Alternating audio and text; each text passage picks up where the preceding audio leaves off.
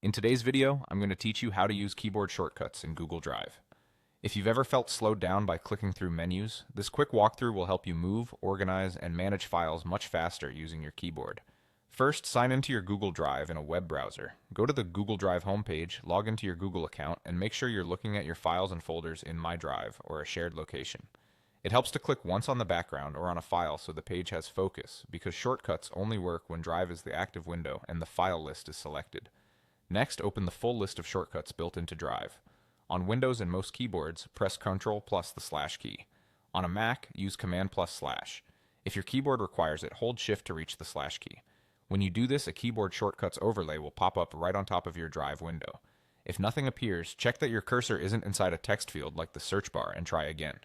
You'll now see a categorized list of the most useful commands. Scroll through to explore navigation, selection, file actions, and creation shortcuts. The panel shows the exact keys so you don't have to guess. You can leave this list open for a moment to scan what's available and press Escape to close it when you're ready. If you want to keep a copy handy, you can take a quick screenshot so you can refer back to it without reopening the overlay. Now start applying them in your day-to-day tasks. A practical approach is to pick 2 or 3 shortcuts that match what you do most, like opening and previewing files, renaming items, creating new folders or documents, or moving files into organized folders.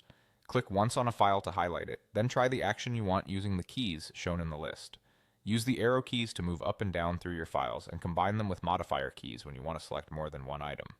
If a shortcut doesn't seem to work, make sure the file area is active by clicking it once, and avoid having your cursor in the search box. As you get comfortable, add a few more shortcuts to your routine.